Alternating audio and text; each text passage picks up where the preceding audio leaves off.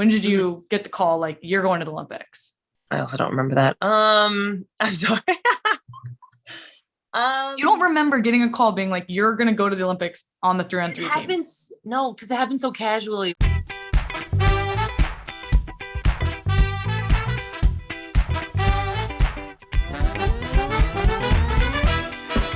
Here's to all of you who have picked yourself up after failure, who put your heart and soul into hard work.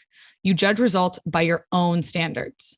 The grind is where you find your edge, and through it all, finding success, especially success in the form of gold.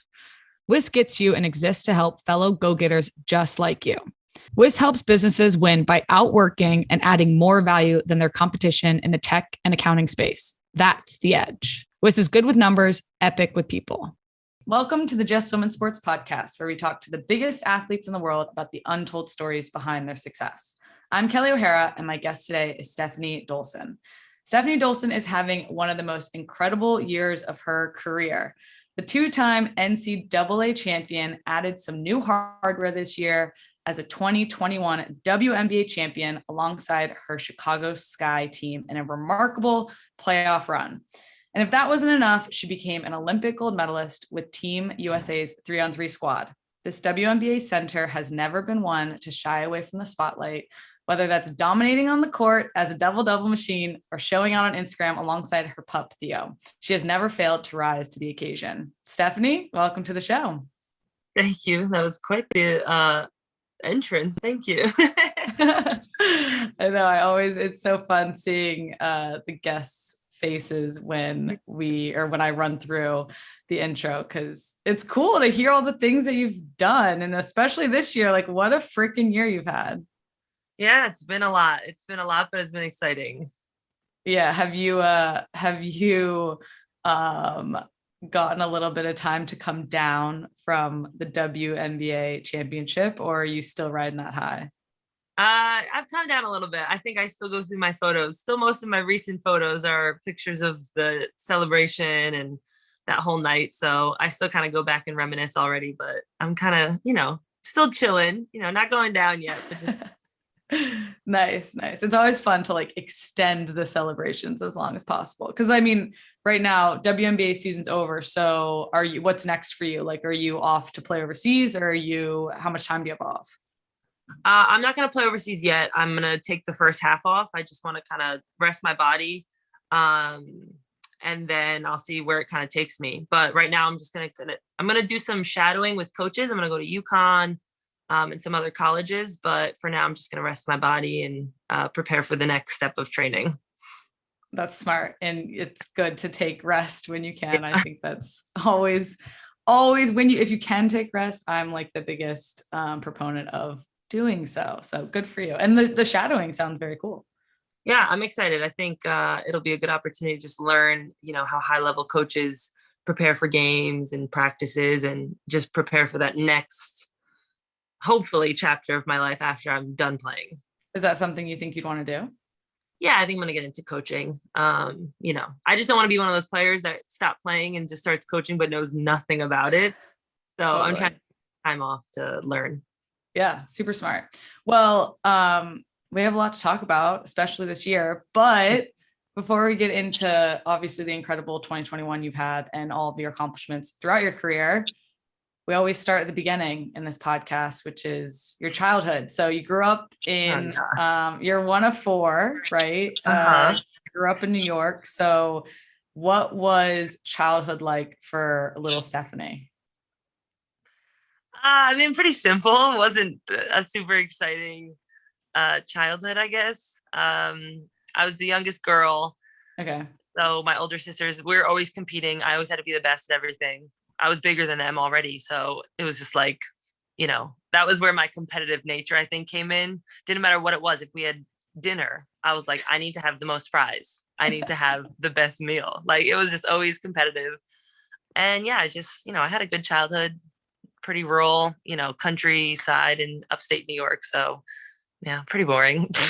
How'd you get into sports? Well, I was 6'4" in 8th grade. So dang. Yeah, I was a big kid. And I think like first grade, I was the only one who could reach the light switch. So it was just like, I naturally was tall. Yeah. So my parents put me into sports. And then once I kind of just shot up, I got into volleyball and basketball, and then ultimately chose basketball. Was sports a family thing? Did all of your siblings play, or were you like the athletic one? Yeah, no. I mean, my one sister played, but she was not very good. Poor thing. Okay. She tried. But my dad played, like, in high school. My mom played. So we were an athletic family, but you can't say that everyone was good at sports. I just happened to be the tallest and decent at it. So, my dad, he did everything for me. I mean, he drove me 1.5 hours to the city, New York City, to do, AAU practices and kind of get me out of our small town. But yeah, no one else really played. Makes sense.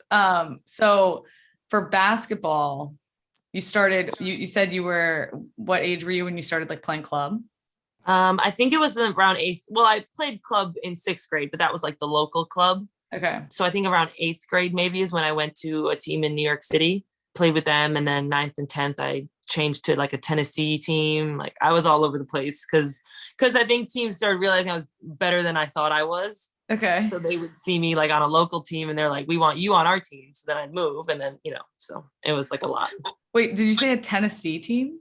Yeah. So Tennessee Flight, they were the type of team that just had like a lot of money, and they would get people from like every state. I mean, we had Kalina Lewis, who played in, she's from California, me being from New York. Okay. I think we had people from Georgia. Like we would just show up to these AAU tournaments and win because we were just really good, but we never practiced. Wow. That's incredible. I actually did not know that was like a thing in AAU. Yeah. In soccer and club soccer. I mean, obviously I'm well removed from club soccer in those years, but the farthest like it was like a drive, no one was like flying in to play on our club team, but that's pretty incredible. So wait, when did that happen? I mean, I don't remember specifically. I think it was 9th and 10th grade. Okay. I think I'm the same. I'm 29 now. I'm old. I don't remember anything from high school. I got you beat, girl. I'm 33.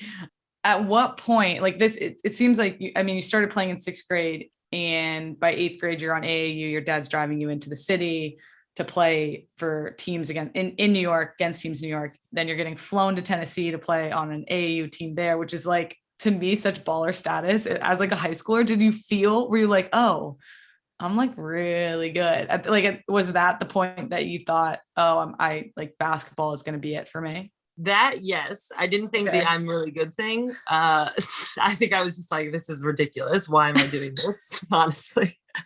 But it was at that point that I like, I chose basketball because I was still between that and volleyball to play in college. But I think in 8th grade was my first like offer with basketball. And I just realized like that was where, I was going to go. So yeah. So once all that happened, the Tennessee team, more colleges would come and watch. Because that was the thing. That's why I kept moving, because the better AU teams, you're going to be seen by more college coaches. So yeah, I guess you could say that's when I thought I was decent. And at what point did you give up volleyball? Because I feel like for kids, especially in talking to athletes that like go super far and are super successful, at some point they have to choose, like, it's going to be this sport. For me, I played a ton of sports, but then it came down to basketball and soccer, and I was not good at basketball. So it was like, soccer is going to be it for me. And that happened like sophomore year of high school. So at what point did you have to say no to volleyball? Yeah. I think that was also 9th grade. I think it was like once I got into high school, it just, everything kind of got a little bit more serious. And with AU, like being the off season, I think that kind of interfered with volleyball season, like just stuff like that. So I think it was around 9th or 10th grade that I decided like, okay, I'm over volleyball. I need to only focus on basketball. And I know my volleyball coach wasn't very happy, but I was about to say, were you sad about it? Like, were you bummed? Did you want to keep playing, or were you like, nah, it's good. Basketball's it. A little bit of both. I mean, I loved volleyball, but like, I liked basketball more. So it wasn't like that hard of a choice, but yeah, it was more so letting my coach down. I felt really bad. Yeah. I had a conversation with my high school basketball coach fall of my sophomore year going into the season. And I like sent him my soccer schedule and then sent him the basketball schedule. And I was like, any conflict here, I'm going to only soccer. Yeah. And he was like, let me think about this. And then called me 2 days later and was like, it's just not going to work. And I was like, yeah.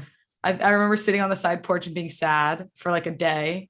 And I was like, we're not even good at basketball. Like this, I'm not even good at basketball. Like, why would I care?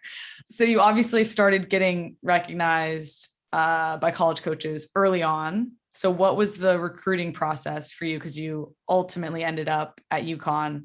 So talk through that. Because I just find, and I know listeners, I think, find hearing people's recruiting stories interesting. They find them interesting because it's like, I don't know, recruiting is such a hectic process or very stressful, I think, for kids. So what was it like for you? For me, it was okay. You know, my mom was a huge help. She was the one, like the organizer. You know, these letters would come in and she would kind of put them aside and kind of organize them for me. But my biggest thing for recruiting was I went to a lot of summer camps. So I actually got my first real offer from Maryland because I went to their basketball camp. Got it. So I went to their summer camp and Brenda happened to be there. Like the coaches were there. And so they saw me. She like, I don't want to say she called me into her office, but I remember someone being like, you know, hey, Brenda wants to talk to you. And I was like, oh my God, what? Like, you know what I mean? Like, yeah, me. So I went in and I think that was in my ninth grade. And she was like, hey, I know it's early, but like, we want to offer you. So that's when I really was like, wow, I could go to college, you know, to play basketball. So I kept doing that. I went to UNC's camp, visited Duke while I was down there. So yeah, so it was overwhelming. It was a lot happening, a lot of phone calls. I remember talking to Coquise Washington from Penn State for like 3 hours on the phone one time. Like, wow. My mom became best friends with Brenda. Like, it was just too much. And then the Holy Grail, we get a letter from UConn. When did that come? And I was like, all right, well, there goes everyone else. No, I'm kidding. But it's kind of true, because like that's what sometimes happens, you know. You're like, I remember UNC didn't talk to me at all until they found out I hadn't committed anywhere, like late into my junior year. And I remember getting a call from that coach, from Anson Dorrance, who's like the, you know, college soccer coach. And my dad just losing his mind over the fact that like I was getting called by UNC, and lo and behold, I still, and then he was like, and then lost his mind that I like didn't go there, but obviously, but okay. So you get, so all these coaches and programs are like after you early on. Your mom's developing a relationship with like the Maryland coach, then UConn. When did UConn happen? I think UConn happened, I want to say the summer after 10th grade. Okay. So like normal timing. Yeah, I believe so. I committed early. Like, I think I like fully committed to UConn my junior year. Okay. Because I remember senior year of high school being like a total wash, just not caring at all. In school or in basketball or both? More school. More school. Basketball was not, I mean, I could be bad and I'd still be good because of where I played. It was just wasn't great. Gino, actually, I'll say that after. Anyway, I just remember getting a letter, and then I didn't like commit, you know, right off the bat. I still went to visit. I visited Maryland. I visited Duke and UConn, but it was the closest to home. I just loved like the energy of the whole family, you know, like of UConn. Totally.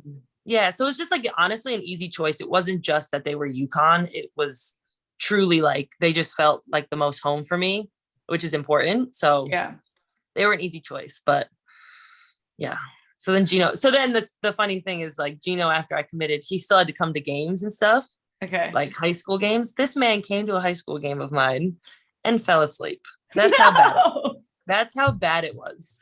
Oh my God. I think that's the best Gino story I've heard on this podcast, because I've interviewed a handful of UConn superstars, and that I think takes the cake. Did you see him in the stands sleeping? Yes, but it's because my team was beating the other team by like 40, and this man is just sitting in the stands like, oh my God, like sleeping. It was so funny. My parents were like, I was like, oh God. Who woke him up? I don't remember. I'm sure he just like kind of dozed in and out. Yeah, makes sense. Oh my gosh, that's incredible. As an athlete and a footballer, data has helped me elevate my game. Whether it's tracking my GPS during a game or training, monitoring my heart rate during workouts, recording my top speed throughout speed sessions, and even making sure I am properly recovering, data has allowed me to customize my training and ultimately get me to the next level. It has truly been a defining factor in my approach to my training and my performance. Our good friends at WIS also love data. They provide services that blend tech and accounting to help businesses get the data they need to track performance. WIS is the coach that comes alongside you, reviews your financials, and identifies the technology you need to get the business results you want. WIS is good with numbers, epic with people. Well, you smashed your high school career. You end up going to UConn, and going into UConn, they were coming off of 2 undefeated seasons and 2 national championships. So you were highly recruited. You committed early. You had such a historical high school career. How did you feel walking in to that UConn squad, knowing who you were and what you were coming from, but then also what they had just done? Like, what did that feel like? Were you freaking out? Because I would have been. Yes, scared as shit. Excuse my language. I don't know if I'm allowed to curse, but you are. I was scared. I'm like, I'm the type of person that the more you are around, the probably more surprised people are at the fact that I went to college for basketball. I play in the WNBA because I'm always scared. I'm usually always nervous. Like, wait, really? Yeah, I don't know. I think I have so much like pressure on myself that I put on myself that I just want to be really good. So if I'm not, I freak out, you know? So I was so scared, like petrified. Actually, my first semester at college, I went home every weekend. I was like crying all the time. Really? I almost quit. Yeah, I told Gino I didn't want to play there anymore. And then I don't know what happened, but it was just like this whole switch happened around Christmas. I remember after like the first semester was over, and it's just like changed. I don't know. I started playing really well. He like coached me differently. Just a bunch of things. I didn't go home as much. Probably a big thing. It helps. Yeah, it helps. So yeah. And then it got better. Got easier after the first year. Okay, so rocky start. What do you think what was the change that Gino made? Can you like pinpoint what he did differently, or like was there something specific that you can remember? Yeah, I do remember like a conversation him and I having. I remember him just being like, how do you want to be coached? Like, you know, I'm doing it this way and it seems like it's not really working. Like, how do you think you should be coached? And I remember just telling him, you know, certain things, whether it's a little more positivity. I was about to say, how do you like to be coached? Yeah, I'm a very big, like, just being positive. Like, I know usually when I mess up, so I don't need someone to like remind you, yell at me 4 times, you know? Yeah. So it's more like, hey, you know what you did wrong, but that was a great pass, or that was a great, you know, I don't know, like positive reinforcement. Like a compliment sandwich, you know, like great pass. Think about this next time. Keep doing what you're doing. You know? Exactly. I love that. I love that analogy. Yeah. Yeah. And then he did it, or so I thought he did it. So whatever he did, you know, it worked, because the second half of the season was it was really good for me as a freshman. And then from there, I just, you know, confidence kind of kept going up. Yeah. So freshman year, you guys make it to the Final Four, or no? Yes. Yeah. And it's freshman and sophomore year, you lose to Notre Dame back-to-back both times? Yeah. Oh, that's so crushing. What was that like? Tell me about it. I was soul crushing. I mean, it was brutal. Like, 1, the fact that we lost in the Final Four. 2, the fact that we did it 2 years in a row to Notre Dame. Yeah. If you were to go through my like losses in all 4 years, I think 6 of them are to Notre Dame. Like most of my losses are to Notre Dame in my college career. But yeah, it was hard. It was really tough. But what I do was you guys teams. You were what? Sorry. Younger. Like, I was the younger one, so I didn't really have much control over it. Yeah. So once I went to junior, senior, I was like, no, this isn't happening again. I was about to say, so what do you think was the switch or the change that you guys made from, your freshman and sophomore year to then your junior and senior year. Junior and senior year, were you undefeated junior year or senior year? I think senior year. Yeah, senior year, undefeated. Yeah. And you win both times. Mm-hmm. And do you beat Notre Dame both times? You have to remember this. I think so. I have it in my notes, but I think the one year we beat them in the Final Four, but then we played Louisville in the finals. Okay. But then your senior year, you beat them in the championship. In the championship, yeah. And that was when you were undefeated. So yeah. So what do you think the switch was? Like, was it you stepping into a leadership role? Like, what would you pinpoint? I would love to say that it was me being a leader. Probably the fact that we got Brianna Stewart also helped. Yeah, just a little lift. Yeah, just a little bit. I don't know. I think it was really a combination of a lot of things. Like, truly, we get Brianna Stewart. We had a really good, not only her, but a whole freshman group that was really good. Yeah, me and Bria Hartley became like the older ones, the leaders of the team. And so I think after losing 2 years in a row, like, we just couldn't let it happen again. You were tired of it? You're like, this. Yeah, very much. It was too much losing for us. Makes sense. Yeah. So I think it's just a lot of, little things that ended up making us win. Yeah. So what was it like to win your first national championship for UConn? It was pretty exciting. It was in Louisiana. Okay. I have a tattoo for it. What's the tattoo? The fleur-de-lis. Nothing exciting. Okay, cool. But yeah, it was just like wild. I don't remember that either. I have a really bad memory. Really? But I'm sure it was just exhilarating. I know I remember I loved the team. Like, the celebration after was one of the wildest things I've ever experienced in my life. Do tell. Anything? You're in New Orleans. Yeah, we were in New Orleans, Bourbon Street. I won't say names, but we had coaches out with us doing some interesting things.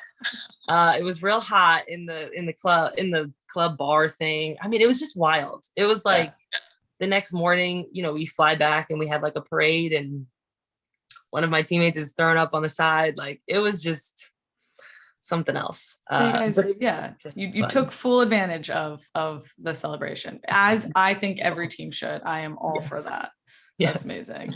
Okay, then this is your senior year, your last year with UConn. You go into the final against Notre Dame, undefeated. You've already admitted that you get stressed and nervous. So what were your nerves like into that game? Probably wanting to vomit. I'm sure I was nervous. Any game, I'm nervous. But and it was Notre Dame. It was like, I remember he's one of my best friends now, but he was like a manager of the team at the time. And I'll never forget every time out. He was like, Steph, don't let up. They're coming. Like, they're coming. Because I remember we were beating them by a lot. Like, from the jump, I think we were up a pretty, decent amount. Okay. But like, it was just never, we never wanted to let our guard down because we knew it was Notre Dame. We knew what's happened before, but then they ended up never coming back. So then it was like weird, but then we won. So incredible. Yeah. Where was that final? That one was in Nashville, I believe. That was in Tennessee. Also a good party city. It was okay. Wasn't as good? Yeah, it was weird. Yeah, everything closed like early. We ended up just like partying in the hotel room. Well, yeah, wasn't as fun. Nashville, do better. Yeah, come on. I've had good times in both those cities. So you close your college career on a high, which I'm very jealous of. Every guest I talked to has won a national championship. I didn't get to do that. My senior year, undefeated, lost in the finals to UNC. Yeah. Damn, I'm sorry. Big dagger in the heart. Talk about soul crushing. So I have so much respect and admiration for all the people who have won national championships for their colleges. So congrats to you and being able to close on a high and not a very low like I did. But you go into, so as you're closing out your career, like, are you thinking WNBA? I want to go and put my mark on this league. Like, what's your mentality or kind of like perspective closing your college career, going into your pro career? I think it was just like kind of proving myself and just, showing like I deserve to be there. Because in my first couple of years in college, like I never imagined making it to the WNBA. Like, Really? Back when we talk about high school and middle school, like I didn't think I was going to college for basketball. Then I'm in college and I'm like, there's no way. Like, how? Really? And then my senior year is really when I think started to believe that I could go to the WNBA. And then senior year, like we win, and then all these coaches start calling, and it's just like this whole whirlwind of draft night and this and that, and like so many emotions and excitement. So I was just, when I got drafted to DC, I was just excited that it was, again, close to home, East Coast. Like it was a team that I knew I was going to be happy on. And I was. So it was a lot. And it's just so different. You go from, everyone says this, I'm sure, you go from college where you're playing 40 minutes to, I think I average like 8 minutes a game. Oh, dang. In your first, yeah. Because, we had a lot of vets on the team and older players. But then my second year, I averaged like 20 minutes a game. I became an all-star, like all these other things. So it was just a lot happened within a few years. Yeah, totally. I'm curious. You said that, not until your junior, senior year, did you think, oh, I could go pro? Did that come from like an internal realization of, oh, I am good enough, like, and I do want this, and this is where I want to go? Or did that come from some external validation of like maybe Coach Gino or, teammates or other places? Because I'm always interested, because it sounds like you're like, you've just gone into every door that's opened, and you haven't necessarily like been like, that's the door that I want to go into. It just has opened. Therefore you walk through it, which I feel very similarly, or I felt very similarly throughout my career as well. Cause it's just kind of like you get to the top of wherever you're at, and then the next door opens. So what do you think made you start to think about that you could go play in the WNBA? I mean, it was probably like both. I'm sure that seems like the obvious answer, but like, I just feel like, there's definitely some internal stuff that I was starting to build my confidence, and that sophomore into junior year was the big, everyone talked about it when I was in college, was like the big change that I made with my body. Okay. I lost all the weight. The conversation I had with CD. What was that conversation? Just about like losing weight. Like, it was, she still says I had baby weight, which I probably did looking back. We all do in college. Like I didn't know that. I know, it's so weird. You think you're like, I'm an adult now. And it's like, no, you really don't get like hit your like physique peak until you're like late 20s, maybe even early 30s, like as a female. Yes. I just crazy. Remember CD always said it to me, and I always was like, CD, stop. Like, I don't have baby weight. Like, I'm not a baby. Like, what do you mean? And then you lose the weight. And I was like, oh, wait. Like, now I see what she's talking about. Yeah. Totally. Anyway, so I think it was that. It was like just gaining the confidence after losing weight. I got stronger. I played really well my junior year. And then again, it was also like my coaches, CD kind of putting that confidence in, Gino continuously believing in me. Like that was the best junior and senior year. Was like, I mean, he never even talked to me in a way. Like it was just always, you were just doing what you were doing, and he didn't. Yeah. Like I didn't. Yeah, exactly. And it was just like, it was so nice. It was so easy. So I think that was what it was like, both people, them instilling confidence, me having confidence, that kind of made me believe like, okay, I can do this next step. And this is the path like that I'm, supposed to go. Love it. That's great. So, okay. Then you talk about first year, you get traded, or you get drafted 6th overall to the Mystics. Mm-hmm. Where'd you live in DC, by the way? Arlington. We lived in Virginia. Okay. I live in DC, so I'm like in the city proper. So I'm always curious where Mystics players are at.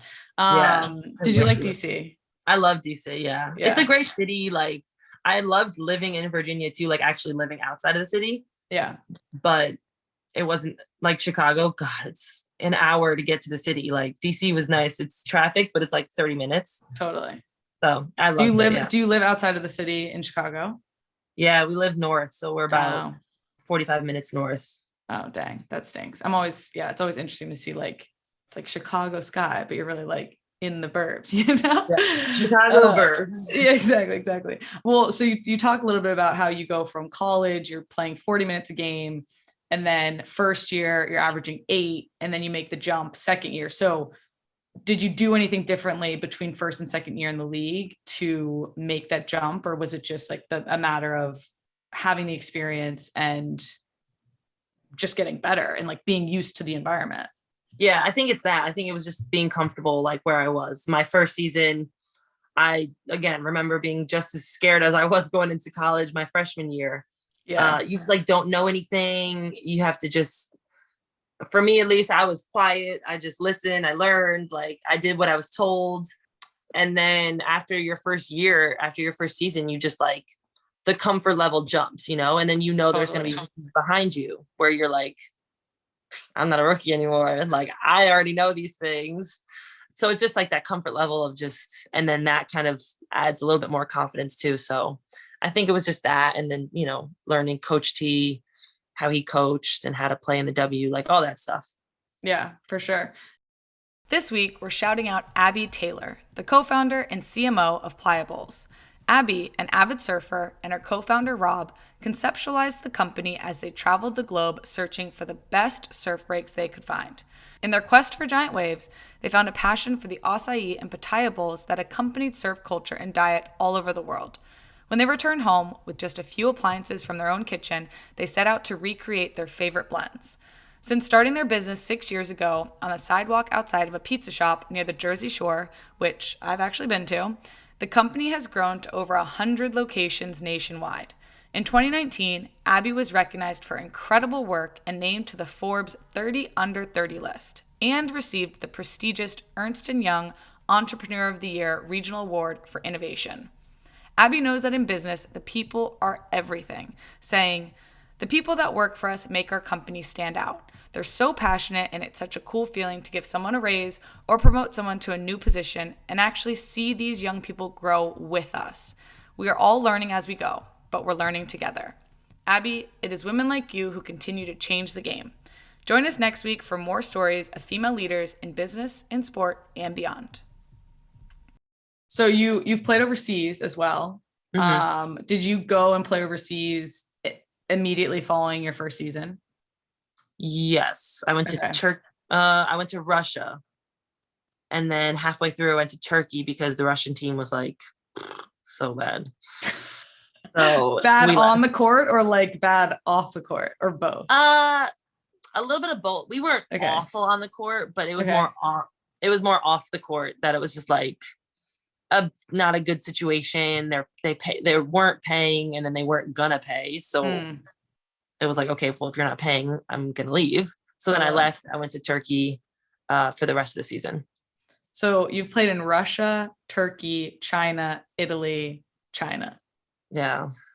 What's been it's an eye roll from you. So do you like playing overseas? Is it like, it's because a lot of the WNBA players I've talked to, it's kind of like, it's just something you have to do. Some people have enjoyed it, but then other people, it's like, this is where we make our money. So there's a little bit of eye roll. Are you kind of like, it's just a means to an end almost? Yeah, unfortunately for me, like you said, like I'm not going to speak for anyone else, but like I don't really enjoy it. And also it's just, I don't think I'm a great overseas player in a way. Just like girls go overseas and they ball out, you know what I mean? They take 25 shots a game because they can, and they should. I'm not, saying they shouldn't, but I just like I don't even know if I've ever taken 25 shots in a game, like in my life. Okay.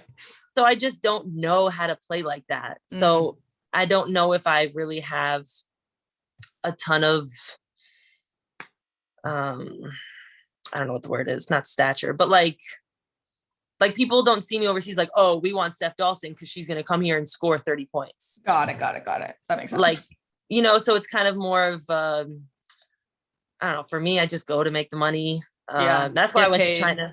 Yeah. China is a short season too. So for me, that's like the best, like the most money and the shortest season, kind of bang it out and get back home. For sure. And that's what I tried to do, but then it didn't work out because COVID. So Oh dear. Well, Yeah. what's been your favorite? It sounds like China has been your favorite place to play, but maybe that's because of the season length. But in terms of like experience, what's been your favorite? Probably Turkey. I mean, everyone loves Turkey because it's Yeah. kind of the party country. It's Oh, like, really? oh yeah, I mean, and a lot of the teams are like fairly close to each other, or if Oh, they're not, nice. like it's like a flight's like 45 minutes to get to Istanbul. So it's where like a lot of the Americans play, so you guys have a weekend off or a night off, everyone goes out to party Yeah. in Istanbul. It's pretty westernized, so they have like good food. Yeah, but also I just love Turkish food too. It's like delicious. So it's just like, yeah, I'd say Turkey is probably my favorite like experience. Makes sense. Yeah. I've never been to Turkey. I'm gonna have to go. Yeah, it's nice. It's nice. Yeah, sounds awesome. So after 3 seasons with the Mystics, which Mhm. two of which, your first 2 seasons, you guys made playoffs. It's pretty awesome. Got to go to Yeah. playoffs your first two pro seasons. You get traded to Chicago Sky. And I'm curious, did you want that trade? Did you ask for that trade? Were you surprised? Like, how did that trade go down for you? No, I definitely didn't ask for it. Okay. I was shocked. I was sitting on a train. I think I was going from New York City to Jersey to my sister's house. I'll never forget it. And my agent calls me and she just tells me, and I start crying because I was just like, again, I'm a crier. You'll hear me cry a lot. I'm a very emotional person. I can cry in an instant. So yeah, I just remember crying and like being devastated because I loved DC. I loved the team. I loved Coach Tebow. Like everything about it, I loved. And then he called me and was basically just like, I'm so sorry. Like you were like another daughter. I didn't want to do this, but like I had to, type of thing. So I totally understood. And him and I have a great relationship still. Like, it was no hard feelings or anything. But yeah, it was definitely scary and just starting a whole new journey. It's hard to start new when you don't know anything. So I was scared and nervous, but it ended up pretty well. Yeah, it's ended up very well. When you first got there, was it a conversation within the team that like we want to be championship team, we want to be in the playoffs every year? Like, was there a building process that led to this past season, or like what did that look like through your career with the Sky? I'd say my first year was not much with this guy. It was just like, yeah, you guys missed playoffs, right? Yeah, I mean, we had a new coach, Okay. A few new players because of our trade, but then like draft, like it was a lot of new stuff happening. I ended up doing actually well that season. I believe I was an all-star that year too. Nice. It was like, but like it's just because we didn't have much, it was just like we were just playing.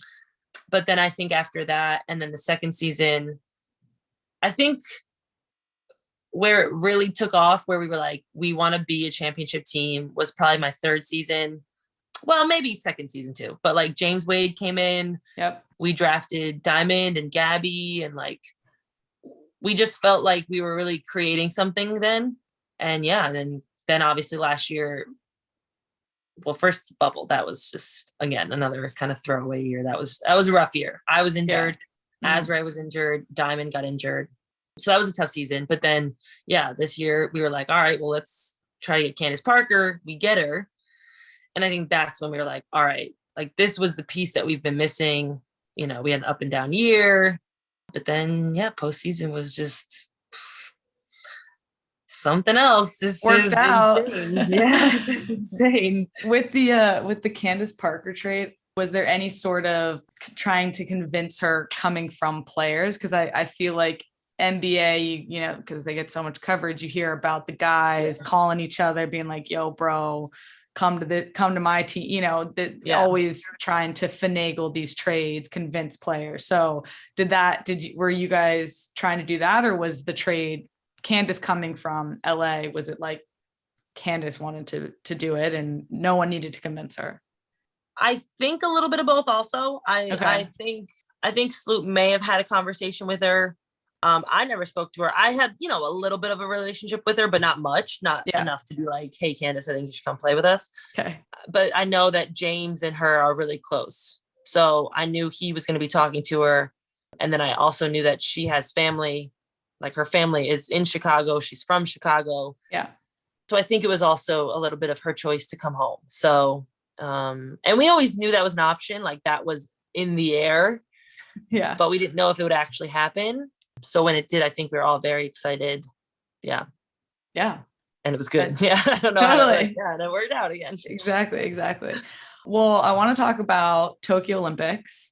So yeah, so cool. First of all, you guys, the listeners don't know this, but you guys practiced or like had a little tape court that you set up on our floor, our like meal room and equipment floor. So we would see you guys practicing and I thought that was super cool. And I always was like, go Team USA. Did you ever shoot?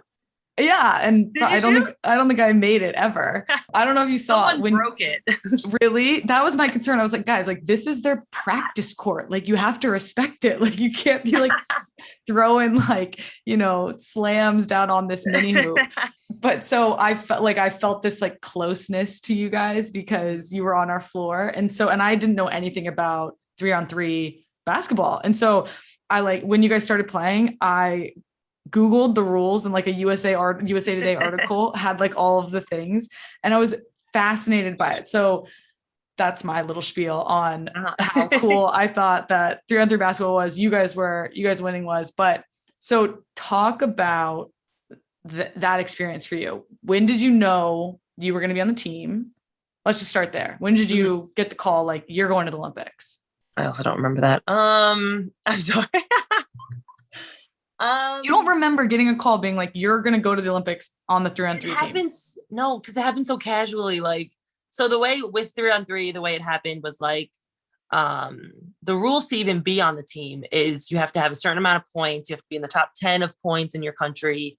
And the way you get points is just by playing in 3-on-3 tournaments. So USA Basketball basically, you know, ended up creating a bunch of tournaments for us to just play in to just get us up. Okay. Because a lot of us, all 4 of us, are in the WNBA, which most of the tournaments happen during our season. So we couldn't really get to them. Got it. Okay. So anyway, so like that was just trying to get us there. And then, I mean, they basically picked 4 or 5 of us that was like, all right, like you guys are our main people. We want to keep training you. So I did have an idea, you know, that I would make the team. And then when we had to do the Olympic qualifying tournament first in Austria. Okay. And there was a conversation with that where it was like, if we qualify and you guys qualify us, you will be on the team. Okay. So you kind of knew it was like trending towards being on the team. Got it. You guys were like it basically. Yeah. And that's why I think they did that. It was just so that we could train. Like we're not like other countries where year round, like 3-on-3 is becoming very popular in other countries where people only play it. Yeah. So for us, it was like, we didn't really practice that much because we couldn't. So it was just the random training camps and we would play a ton of 3-on-3 and, you know, scrimmage these guys, like all this stuff. So it was really the Olympic qualifying tournament was the first step of like, again, anxiety because we had to make the Olympics. I mean, we weren't even just like in the Olympics, like we had to actually get there. So that was, man, talk about stress. That was insane. For the qualifying tournament, is it was it like top 3 go? What was the entry point that you had to make? Top 3? Yeah, top 3. Yeah. So it was the 2 teams that won that or would have went to the championship game, like we didn't play. So once we won the one game, the semifinals, we were like, you know, we made it. And then obviously the 2 teams who lost the semifinals game and had to play for 3rd place, you know, they made it too. Yeah. Got it. So, how different is playing 3-on-3 to regular 5-on-5 basketball? It's different. Just like the speed, the nonstop, like you just don't stop. There was times, but it's so funny because there are so many times where like it feels nonstop. I'm exhausted. I'm like about to die. and I look up, it's been a minute and a half or something. Like, it's ridiculous. Oh shit. But it's because you're just going, your Yeah. offense, so it's like that. You don't have a coach. I know. That's the worst part, is like, so many times too, like we were with our men and at the Olympic qualifying, and their coach is like in the stands, like yelling, saying, and can the coach yell from the stands? They're not like supposed to. Okay. I'm like, is it like tennis where you like can get a fault or whatever from? Okay. Yeah. Like he'll stand there and like say things with those little hand motions where they know, and they're like looking at him. Yeah. And but then it's so funny because for us, we're playing a game, right? And I'm like, what do we run? What do we run? And we look over at Kara and she's just like just staring at us. Just staring at us. I'm like, Kara, say something. And she just, her mask on, just nothing. So my gosh. So it's just, not having a coach is really hard because you just have to think of everything. Like, you're a coach, you're a player, you got to think about the refs. So it's just a lot more thinking going into it. Yeah. A different type of strategy. Like, if you get blown by, you just stop playing defense because you let them get a layup, but then you're going to get a 2-pointer. Totally. So it's just like, there's a lot of different strategy to it. That kind of makes it more of like almost a puzzle or like a game.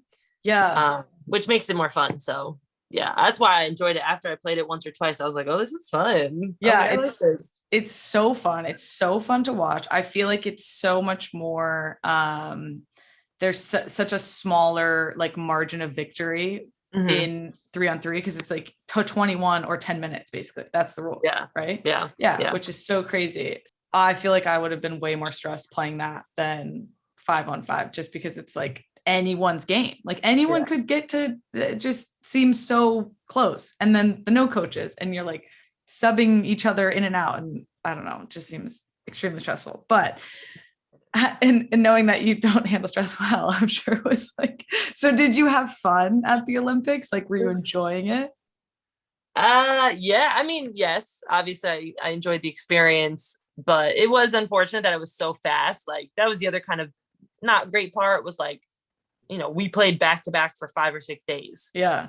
And then we were out of there. So it all happened very fast, but the overall experience was really cool. Opening ceremonies, just everything. The whole experience was awesome. So, we were happy. We made it, and then very happy we won, because like Kara kept saying to us, kind of like a championship. It's just, she's like, you don't realize, or people don't realize how hard it is to win a gold medal until you do.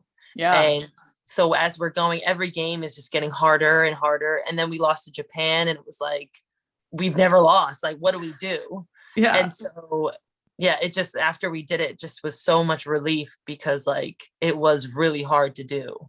Totally. So yeah. I know. I always talk about championships or big, international tournaments, Olympics or World Cups. They seem super fun from the outside, and they are, when you look back and you're like, relish in all of the wins and all that stuff. But in the moment, it's like the most stressful thing ever. And like your coach said, it's so hard to do. Like, it's just, you're just like you're teetering on the edge. Like, you could lose or you could win. And it's really sometimes a toss up, and it's like a lot of luck involved, I think. But, but you guys smash it and you win. And I was so excited. I remember like running up to my room and like getting my like VPN ready to be able to watch the game. So what was it like to get a gold medal? It was cool. I mean, I don't know. I don't know how to say this. Like, you understand, just because it's like, you can't explain things like that. Like, yeah, it's so true. Like any of the medals, it's like, honestly, you want to say like gold medal or bust type of thing, for at least for America, like whatever. But in hindsight, like after we got it, I remember thinking like, honestly, I don't even think I would have cared if I got silver or bronze too. Like, really? Just getting a medal, just because it's like getting a medal. Like, this is our first Olympics. True. Our first time being here. I think America and the US put so much pressure on getting golds. Yeah. But it's like, it's also really awesome if we got second or third. Like, you're still getting a medal.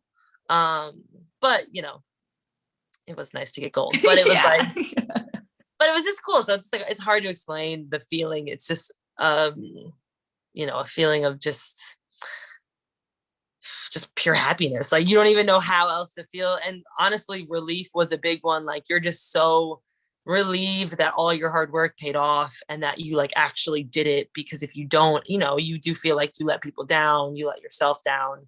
Yeah. So yeah, it was just, it's just pure happiness, pure joy. Well, I was stoked for you guys. It was very fun to watch, and you guys crushed it. I was like a little fangirl. So you win an Olympic gold medal, and then you have to come back and continue playing in the WNBA, finish out your season. And it obviously ended well, but was there, like, how did you handle or prevent yourself from burning out? Like, did you ride that Olympic high into the second half of the WNBA season? Like, what was that internal feeling like for you? I think what helped a lot is that I played 3-on-3. So for me, it was it was actually like, it was just a nice almost break from 5-on-5. Like, I think if I went and played 5-on-5 basketball, it would have been a little bit harder maybe, or easier to feel burnt out. So I think it helped that I played 3-on-3. It kind of gave me that break from the season of the W. And then, winning kind of brought me back on a high. My team was amazing. Like, they were so sweet when I got back, had like these shirts made, like it was really cute, cute. I hate the attention, but I appreciated the statement. So they were really nice.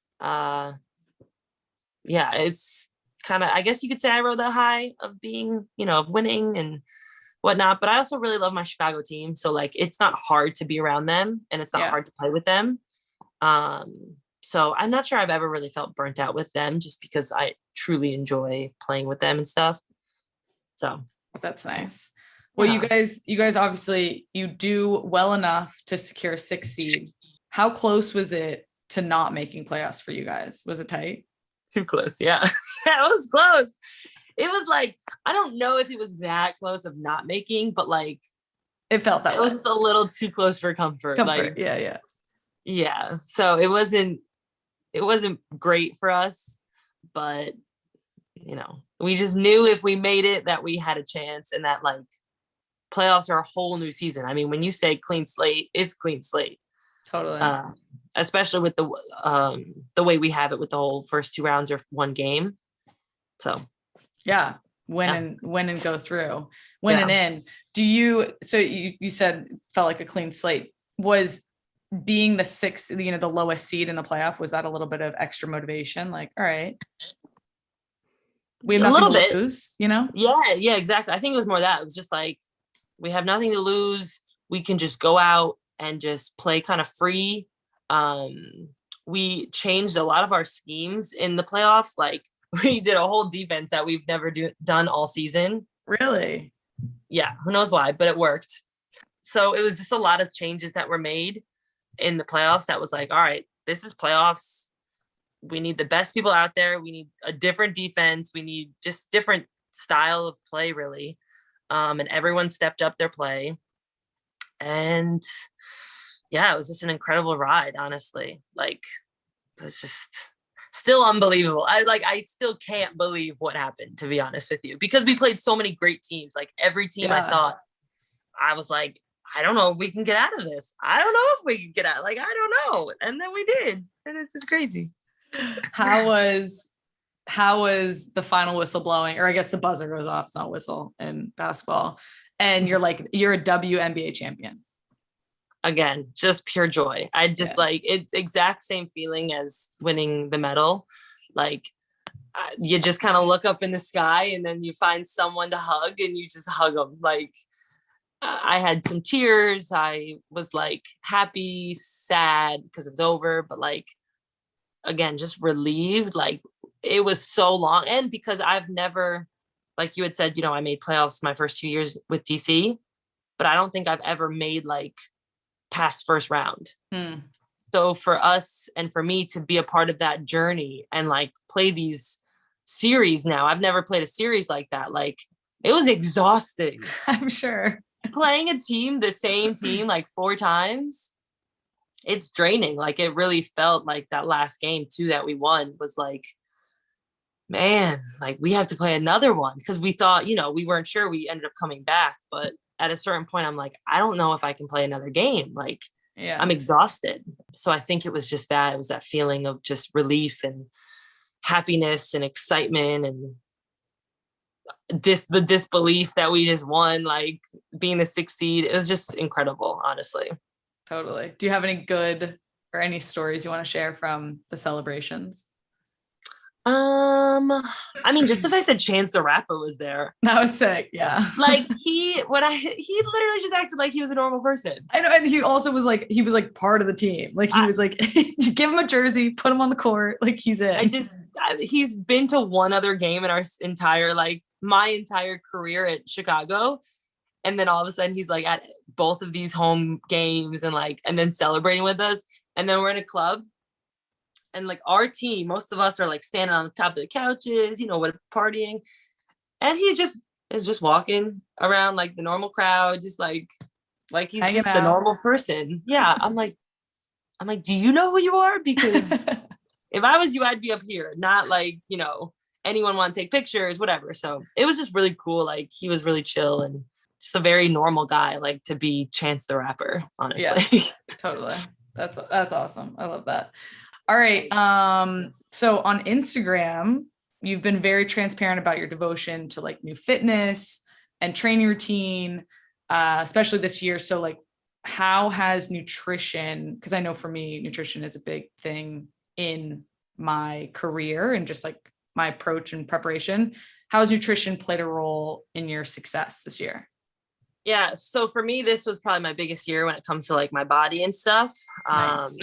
Yeah, I lost in the off season. I decided not to go overseas. Actually I was injured also. So I couldn't. And then I decided not to. So I lost 30 pounds.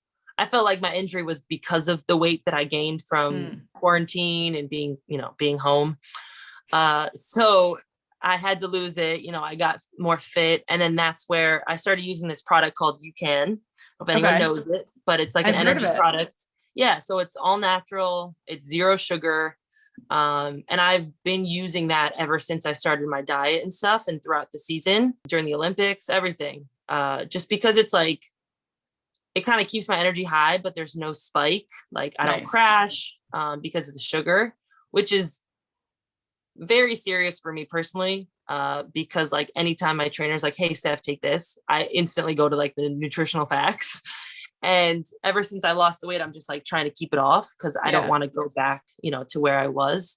So yeah, so just using products like UConn and like other things, watching my carbs, my sugar, like all that stuff. It's just helped me kind of be the best player, that I can be, help me last throughout the entire season in the Olympics. So nice. Yeah. And is it, it's like an electrolyte drink or is there caffeine? Like, what is it? Yeah. It's got a bunch of different products. There's like the protein powder, electrolyte drinks. There's energy bars, like nice. A bunch of products that have just helped me kind of maintain my weight throughout the season and still stay energized. And they're obviously, they taste good because you like sweets, but 0 sugar and you still use them. I do. They have my favorite protein powder. It's like cookies and cream, of course. Ooh, that sounds good. It's actually really good. It's really, really good. So I make protein shakes all the time with that. It's one of my favorite ones, probably because of the sweetness level, but whatever, I'll take it. That's awesome. Very cool. Yeah. All right. I've taken up a lot of your time already. So we're gonna finish with our repeat questions. If I wasn't playing basketball, I would be... Oh, these ones. Oh, gosh. Do we want like a fun answer or a normal? Tell me, answer? Stefanie. I don't know. I would say normal answer would be a coach. Fun answer. Okay. Yeah, it would probably be like a dancer or something. Like if I could pick anything, it'd be like an incredible dancer or something like that. I love that. That's amazing. This is so good. Great. You could be both, post playing coach and dancer. That is true. Very true. Yeah. All right. How do you take your coffee? Oh, sweet. I'm a sweet coffee. Yeah. I mean, my favorite all time. A lot of Splenda or something? Like, what is it? Yeah, nailed it. I love Splenda. Okay. And my favorite all-time coffee though is the pumpkin cream cold brew. Oh my God. Okay. Actually, I did take a little tester of one of my teammates, and it's pretty good, from Starbucks. Yeah, it's amazing. I love anything pumpkin. It's like, oh God, I have to get it every day. What is in here? It tasted like dessert, but it is good. Yeah, but yeah. It also is very, very, very, very sweet. Pure sweetness. Is fall your favorite season? Yeah, probably. I like to be cold. Yeah. All right. For the pumpkin and be cold. Yeah. All right. Who's been the one person in your life that's always kept you moving? Moving? Yeah. I don't know. Moving's like a weird thing to say. I think like motivated. Yeah. Pushed you yeah. I guess I'd say my parents. I love that. I just cause like, I know that's like a normal answer. I don't know why I'm saying it like that, but yeah, it's like, cause like, this is going to seem really weird, but I'm going to say my parents. Just because they really they have, but they haven't. They don't do it verbally. It's like, we're not a very words of affirmation family. Yeah. No, we are. Well, no, we're 2 words. Like I'm treated like a baby with them. Okay. But it's not very like motivational or like, so, but I'd still say that. I mean, they're always the constant in my life that like has been there for me. Like I said, my dad driving me, like they brought me to all these practices, these games. So it's more so, I don't know about motivating me, but always the ones who have always rooted for me and like knew my potential even when I didn't. So love it. Shout out to the parents. Yeah. They say work hard, get lucky. How much of your success is predicated on luck? A lot. Yeah. Probably a lot. Yeah. Yeah. Do you want me to explain or no? No, just you have to put a number to it and make everybody do it. Oh, an actual number. Ooh. Yeah. I'd say at least like 35%. Okay. That's good. Yeah. That's like a medium range. So I know I didn't want to go too much. And it's like, all right, well, what have I done then? No. What have I personally achieved? Yeah, exactly. Last question. You've accomplished so much already. Where do you want to go next? And how do you keep pushing? Yeah, well, that would be coaching. I'd say I think my next step is to just help the younger kids. A lot of people tell me all the time about post players, like they just don't know this. They don't, like they're not, I don't mean that rudely. I just mean like people don't teach them. You know what I mean? Like kids are growing up watching Steph Curry shoot threes. So everyone wants to be a guard. That's true. Yeah. So it's like, and I get it. I don't blame them. I also want to shoot threes all the time, but I have the fundamentals of being a post. So I think for me, it's just being a coach and then hopefully, helping kind of the next generation of post players and like people, maybe even it's like someone just like me who's kind of underrated, who no one thinks could be great, but then I help them, be something else. So yeah, probably coaching. I love that. Well, thank you so much for the time today. It's been great chatting with you. Again, you've had an amazing year. It's been fun. I've been a fan from afar watching you shine and do great things. So keep pushing, keep crushing. Thank you. You're smashing it. Yeah. Thank you. Oh, thanks. To succeed, you can't do it alone. You need a team that understands you and your business on a personal level. And WIS takes that approach to help you win. Think less calculators, more conversations. WIS is a proud supporter of this podcast and the JWS community. To discover how WIS is more than just an accounting firm, visit wis.com/JWS. That's WISS.com/JWS.